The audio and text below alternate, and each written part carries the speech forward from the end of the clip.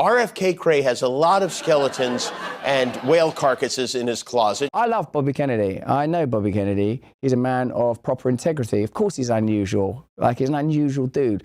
Like, you want unusual dudes, I think. If you're going to have massive institutions like the HHS in charge of near trillions, you're going to probably want people that have got sort of quite robust spiritual capacities, and that often comes with eccentricity. Imagine if you knew, like, I don't know, St. Francis of Assisi. Do you imagine he was like a, hello, St. Francis of Assisi here? You know, he's in awe and wonder. Like, imagine if you knew the prophet Elijah. Do you reckon it's like, all right, it's me, Elijah. Yeah, I was actually in commune with God in the middle of an earthquake earlier, and I noticed that within consciousness there were threads of divine communication available. People are eccentric. Embrace your own eccentricity. With Matt Gaetz gone, the top balloon on MAGA Mountain is Trump's pick to run the Department of Health and Human Services, Robert F. Kennedy Jr. So he's starting off like, you know, attacking Matt Gaetz. So Matt Gaetz, he's not going to be Attorney General no more. That's not happening. Okay, so he's not Attorney General. I used to like it when Matt Gaetz waded into people, sort of dug them all out. So now, though, he's turning his attention to Bobby Kennedy, who I love. Let's see how it goes. RFK Cray has a lot of skeletons and whale carcasses in his closet. Already, I can point out a few media tropes. Puerility, like pointing out the purity. Oh, he had a whale carcass on his roof. Like, he's one of them people, Bobby Kennedy, I think, that's double into nature and hunting and having falconry and fishing and all that kind of stuff. And isn't that, let me know in the comments and chat, a big part of like what American life is about? You like all that. You know me, I was a vegan for a long time. I don't think I could get myself together to shoot an animal. I don't think I could do it. But that doesn't mean that I feel like I know better than everyone else in the world on that subject, and that I'm going to divorce human history from hunter-gatherer traditions or recreation or what America's relationship is with firearms. These are all things that you know more about than I do. Now, when Jimmy Kimmel's talking about Bobby Kennedy there, what he's doing is pluralizing the issue by sort of, he's referring to, like, you know, they'll refer to the brainworm story, or he dumped a bear in a park, but really what you're referring to is a guy that spends a lot of time in nature, and all those stories are connected to sort of outdoor activity one way or another. Then did you see the second thing he did? He went, stories are resurfacing, right? As if there's like an organic effervescence around stories resurfacing. Let's unpack that concept for a moment. Do you think that? Do you think the stories just go, like, you know, he's about to go, some interviews have resurfaced. Oh, these interviews, they just came bobbling up.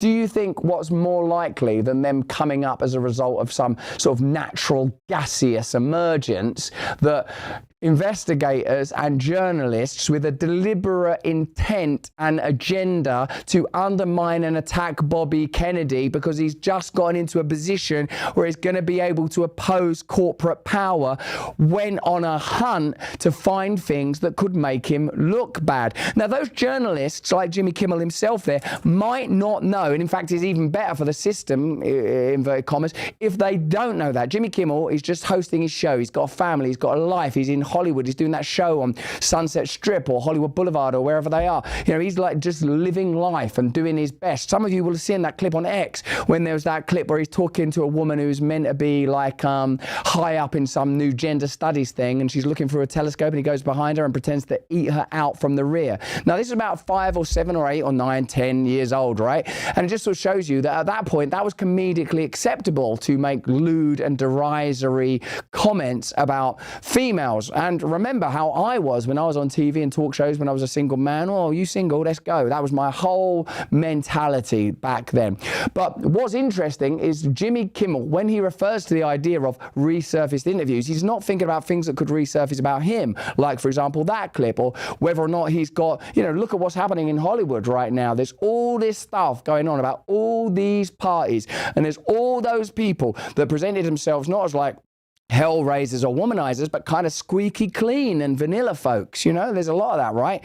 So the stories about Bobby Kennedy, they will have been investigated and sought out by sets of interest. Bobby Kennedy has had lawsuits against Meta because of the way they reported on him and suppressed his content. Bobby Kennedy's had lawsuits against the Trusted News Initiative. That's an organization that corralled together media interests from across the globe and includes well-known titles like the New York Times, the BBC, and Google Alphabet, and they ensure collectively collectively, internally, that they report in the same way on the same stories, and you yourself will know of many media stories that exactly fit that paradigm. Wow, suddenly everyone was talking about this thing. What a coincidence. Now, what Jimmy Kimmel is doing right now is his own small part in ensuring that Bobby Kennedy becomes a figure of derision, ridicule, and at least skepticism by referring to interviews, and I imagine he's going to show you some out-of-context clips now that themselves are designed to create a narrative that undermines Bobby Kennedy. Let's go. Including some interviews that have been getting new attention, like this interview from June in which Mr. Anti-Pharmaceutical has some interesting things to say about illegal drugs. I did very, very poorly in school until I started doing narcotics. He's being ironic and humorous there. And have you ever had a drug problem? Have you ever loved someone with a drug problem? Like, there are certain situations you can imagine where Jimmy Kimmel would sit pie-eyed and weepy with some recovering drug addict if it was the right sort of Hollywood story. Is it true that you had a drug addiction issue, right? But Bobby Kennedy, the agenda is set. We want to undermine and ridicule Bobby Kennedy. He's being open about his drug addiction. I know he takes his recovery very, very seriously. I know he does a lot of work with people with addiction issues in ways that are very authentic. And also, by the way, he's funny. Bobby Kennedy's funny. He's making a joke there. He's actually, like, what they're ridiculing him for is a joke that he himself is making. My studies were not going well till I started taking heroin. He's making a joke himself, and he's being ridiculed in that instance. Again, why? Because there's an undercurrent, and the undercurrent means that the people that are responding to the current, whether that's Kimmel or the New York Times or Colbert, notice that all of those are literal examples of people that are going out of their way, people or institutions, titles that are ridiculing Bobby Kennedy. They may not know that what they're doing is supporting the interests of big food or supporting the interests of big pharma, but they sure as hell are. You know that in your country, 5% of the population is living with a cancer diagnosis, 42% of Americans are obese, that 11% of Americans have diabetes, that healthcare spending in your country is totally out of control, that media are controlled to some significant degree by big food and big pharma. In 2023, $10 billion was spent on allocations of advertising revenue to ABC and CNN. You know that both political parties take donations from big pharma and big food. Now, when you get a fundamentally anti-corporate figure like Bobby Kennedy rising to a position of power, what do you think all those interests are doing right now? What do you think those lobbyists and donors are doing with their money right now? They're engaging in what is known as soft propaganda, where you can't just come out and say, Bobby Kennedy is a bastard. What you do is you create an ambience of disdain and criticism around that figure. So it just becomes normalized to regard Bobby Kennedy as a kook. And because he has been a drug addict and because he has lived an interesting life, and believe me, I know what that's like. If you've lived an interesting, crazy life, there's plenty of raw material to metastasize and radiate into toxicity if you want to bring someone down and attack them. But you won't bother doing that if the person's public life and agenda is in alignment with the interests of the powerful, because you won't have been incentivized. You don't even know that's what they're doing. I wonder if there's anything along those lines in the Bible at critical and pivotal moments. Oh yeah, forgive them, Lord. They know not what they do. They don't know what they're doing. They literally don't know. I bet if you were able to sit Jimmy Kimmel down and go, look, mate, this is what Bobby Kennedy's actually about. These are the interests he represents. This is what went on during the pandemic. Have you got anyone close to you that's got like medical conditions, like tetralogy of Fallot, like my son and your son? Do you want to know how the medical establishment is being manipulated and controlled? Is this something you'd like to look into? He's a human being. He'd be aware of that. He'd be awake to those possibilities. But when you're participating in those institutions that call themselves the entertainment industry, you have to recognize that what the entertainment industry is fundamentally about is distraction and messaging that facilitates the agenda of the powerful. Let's be honest, most K-Cup pods are serving you mouldy, pesticide-laden rubbish. Chains like Dunkin', they're stinking the place out with their stale coffee and expecting you to say cheers. 1775 Coffee makes sure you don't have to drink a chemical soup when you want a caffeine lift. 1775 Coffee steps in to slap the mediocrity right out of the competition. Their K-Cup pods are filled with single origin, high altitude beans, hand-picked by people who know what flavour actually is. It's coffee that will slap your brain fast awake. Faster, in fact, than a government scandal. Who doesn't need an injection of this new caffeine inflection? Kamala Biden? Get this stuff down you. You've got a choice of medium roast, dark roast and mushroom blend. Yeah, actual mushrooms like lion's mane and reishi to boost your brain power as well as giving you an immediate lift. Because let's be honest, if your coffee isn't strong enough to overthrow a small government, what's the point? This coffee is for people who don't want a participation trophy. This is coffee for winners. Go to 1775coffee.com, grab your 24-pack and tell Corporate Coffee to take a hike. That's go to 1775coffee.com, grab your 24-pack and tell Corporate Coffee to take a hike. Caffeine that will help you overthrow the powerful. Then I went to the top of my class. I couldn't sit still. I just wanted to get in the woods. And I was at the bottom of my class. I started doing heroin. I went to the top of my class. This is a great lesson. Remember, kids, stay in school and do drugs. He believes in every drug except the ones that keep you alive. Between RFK Jr., Tulsi Gabbard, and Dr. Oz, Trump is filling out his team the way most people fill out Mad Libs, with crazy choices. These are very important jobs that'll have real and lasting impact. I actually know those people. I can tell you this from my heart. Be of good faith and feel blessed that people with that level of integrity are entering into government. People with principles and credibility. That doesn't mean they're perfect.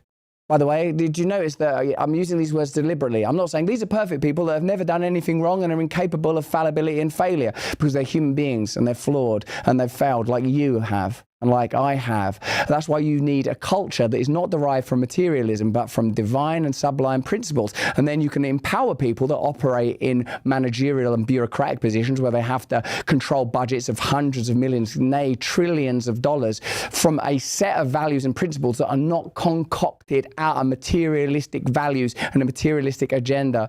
I wonder when was the last time we saw Jimmy Kimmel or anyone that has those kind of shows take to task members of the Democratic establishment sensibly and properly.